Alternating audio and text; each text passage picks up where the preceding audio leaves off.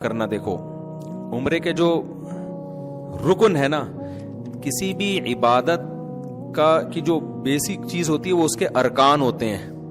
ان ارکان کے بغیر اس عبادت کا تصور ممکن نہیں ہے.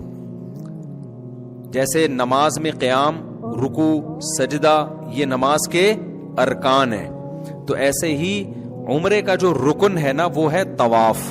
وہ کیا ہے؟ اصل میں عمرہ بیسیکلی جو نام ہے کس چیز کا؟ طواف کا نام ہے. آئی بات سمجھ میں؟ شرط کیا ہے؟ احرام کی حالت میں ہونا. جیسے نماز کے ارکان ہیں قیام، رکوع، سجدہ، شرط ہے باوضو ہونا. تو وضو یہ نماز کا رکن نہیں ہے. نماز رکن کہتے ہیں اندر کی چیز، اور شرط کہتے ہیں جو باہر کی چیز ہو، جو براہ راست نماز نہیں ہے. تبھی آپ کا پہلے سے وضو ہو تو کرنے کی ضرورت ہی نہیں ہے آپ کو. لیکن پہلے سے رکوع کیا ہوا ہے تو کیا نماز میں رکوع نہیں کرو گے؟ پھر بھی کرو گے دوبارہ، ٹھیک ہے نا. تو ارکان جو ہے نا اس کے جو بنیادی چیزیں ہوتی ہیں.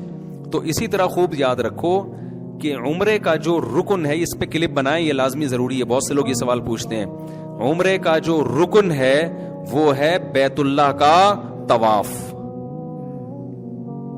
شرط کیا ہے کہ احرام کی حالت میں. احرام کی حالت میں. احرام کی حالت کسے کہتے ہیں؟ احرام اس چادر کا نام نہیں ہے جو آپ نے اوڑی ہوئی ہوتی ہے. خوب سمجھ لیں. سمجھ میں آ رہی ہے بات؟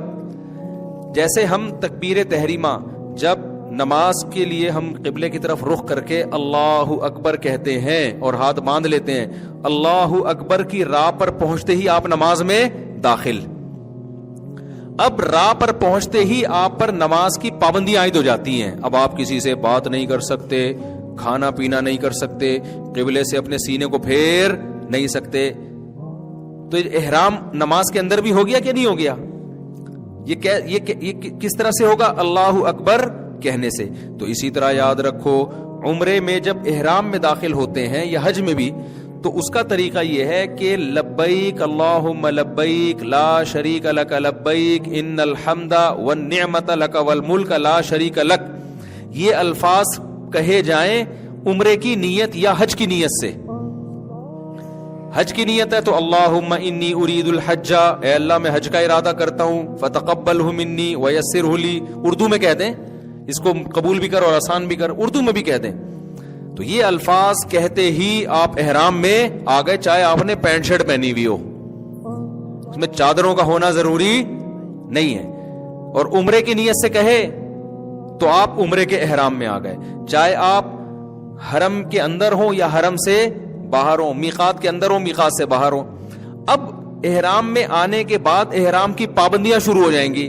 ان پابندیوں میں سے ایک پابندی ہے کہ سلا ہوا لباس نہیں پہن سکتے. اس لیے پہلے سے سلا ہوا لباس اتار لیا جاتا ہے، کیونکہ جب لبیک اللہم لبیک ختم کریں گے نا عمرے کی نیت سے، تو فوراً احرام میں تو آپ سلا ہوا لباس تو پہنا ہوا ہے نا اپنے، تو گناہ ہوگا آپ کو. اس گناہ سے بچنے کے لیے کیا کیا جاتا ہے بھائی؟ سلا ہوا لباس پہلے اتارا جاتا ہے، احرام کی نیت بعد میں کی جاتی ہے. تو احرام نام ہے، احرام کی نیت سے تلبیہ پڑھنا. اس حالت میں جو آپ آ جاتے ہو نا، اس حالت کو احرام کی حالت کہا جاتا ہے. ان چادروں کو احرام نہیں کہا جاتا. وہ چادریں جو ہیں احرام کا حصہ ہیں، یعنی احرام کی پابندیوں میں سے ایک پابندی. اور وہ چادریں بھی نہیں ہیں. اصل حکم یہ ہے کہ سلا ہوا کپڑا نہیں پہننا.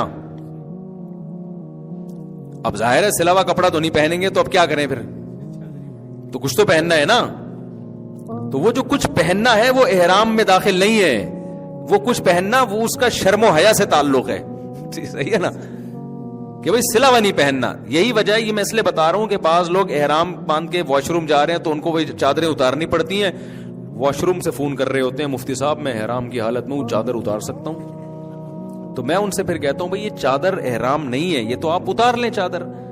یہ تو پہنی اس لیے جاتی ہے تاکہ لوگ آپ کے، صحیح ہے نا، اچھا نہیں ہے نا، یہ بری بات ہو جائے گی نا. خود سوچو، تنہائی میں بیٹھ کے کبھی غور کرنا میں کیا کہہ رہا ہوں. اچھی بات ہے یہ.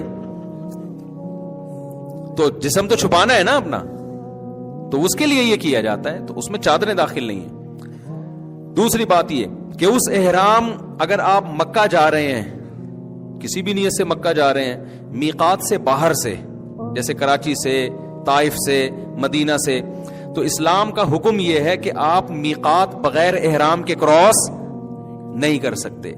تو وہ ایک الگ چیز ہے. وہ کیا ہے؟ اس کا عمرے سے تعلق نہیں ہے، بلکہ اس کا اس سے تعلق ہے کہ آپ نے عمرے کی نیت کر کے میقات میں احرام باندھا کیوں نہیں، آپ نے عمرہ کیا کیوں نہیں. تو عمرہ نہ کرنے کی وجہ سے آپ پہ دم واجب ہوتا ہے. تو اب اس کا عمرے سے براہ راست تعلق نہیں ہے، بلکہ وہ یہ ہے کہ مثال کے طور پر شریعت آپ کو حکم دے کہ فلاں وقت میں نماز پڑھو، نہیں پڑھے تو یہ سزا ہے آپ کی. تو اب جو بھی باہر سے آ رہا ہوتا ہے، مکہ یا بیت اللہ مکہ جا